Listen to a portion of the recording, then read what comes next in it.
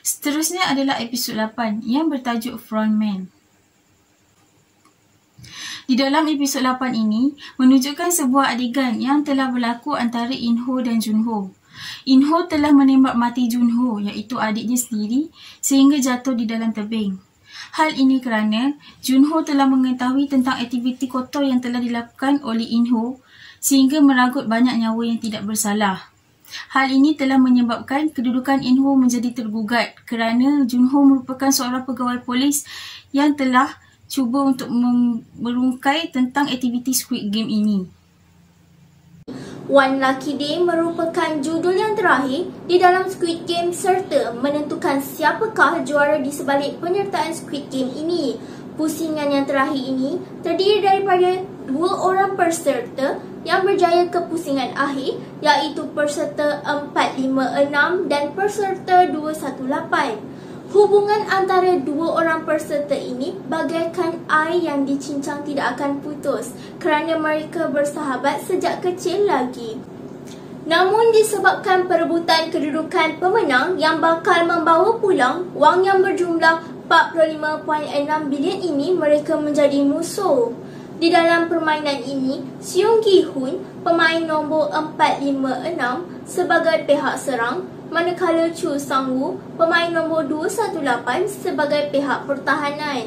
Pihak pengurus telah menetapkan 3 syarat sebelum permainan ini dimulakan, dan antara syarat yang dinyatakan ialah permainan ini akan terbatal sekiranya kedua-dua peserta ini menyerang kalah.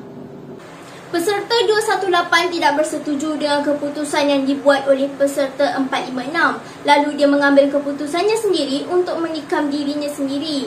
Kehidupan peserta 456 setelah bergelar juara tidak terurus kerana dia kehilangan 2 orang sekaligus yang dia sayang.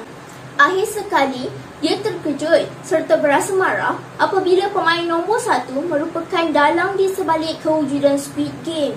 Seung Gi-hun meneruskan kehidupannya dengan menjalankan amanah yang diberikan oleh pemain 218 dan 068 untuk mengagihkan wang yang berjumlah 45.6 bilion itu.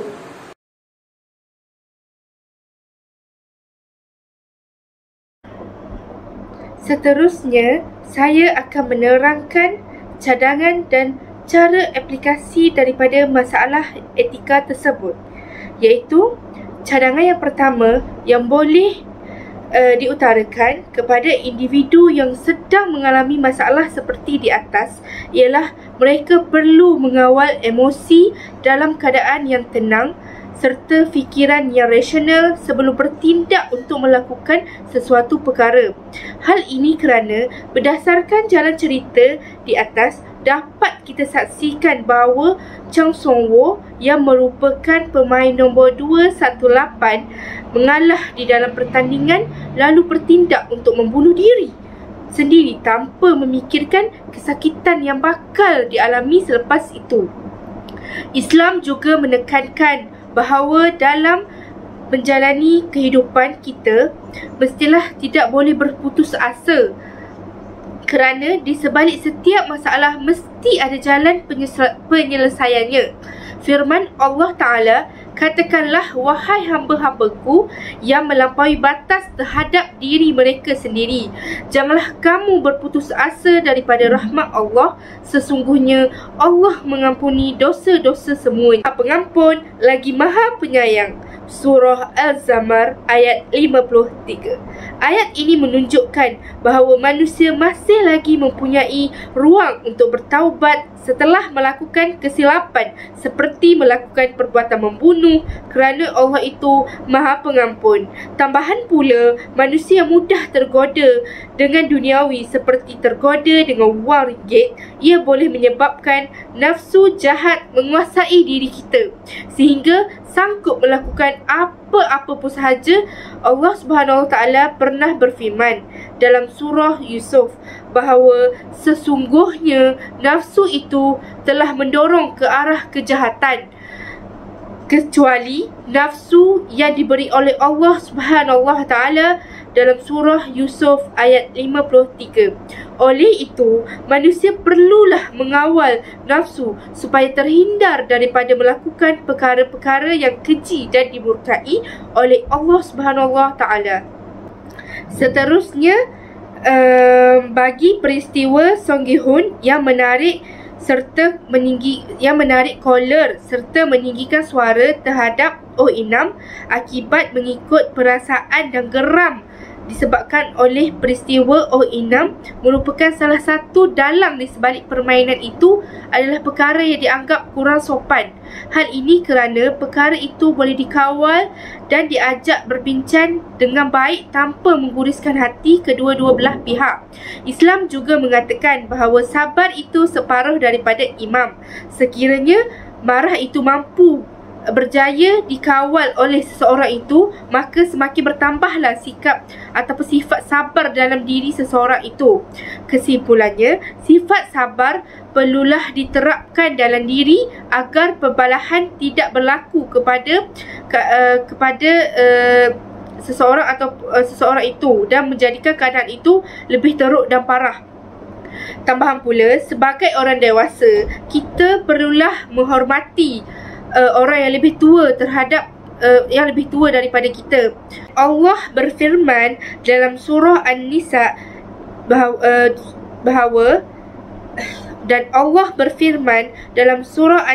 bahawa dan berbuat baiklah kepada kedua-dua orang tua, kaum kerabat, anak-anak yatim, orang-orang miskin, tetangga yang dekat dan jauh, teman sejawat, Ibnu Sabil dan hamba-hamba yang kamu miliki. Berdasarkan maksud ayat Al-Quran di atas, sebagai manusia kita perlulah berbuat baik dalam apa jua keadaan dan menjaga hubungan sesama manusia agar kekal hidup bahagia tanpa wujudnya sengketa. Kesimpulannya, dapat kita katakan bahawa drama Squid Game ini bukan sahaja dapat memberikan pengajaran, malahan boleh memberi kesan yang buruk kepada setiap penonton yang menontonnya, terutamanya golongan kanak-kanak. Hal ini kerana mereka akan menganggap adegan-adegan yang telah ditunjukkan di dalam drama ini merupakan adegan yang menarik sehingga mereka mampu meniru adegan tersebut. Mereka tidak mengetahui bahawa adegan itu mampu memberikan kesan yang buruk terhadap diri mereka sehingga membawa maut. Oleh itu, kita perlulah sentiasa berhati-hati apabila ingin menonton sebuah filem. Kita perlulah sentiasa menapis setiap adegan yang telah ditunjukkan dan tidak meniru setiap adegan itu bulat-bulat. Sekian, terima kasih.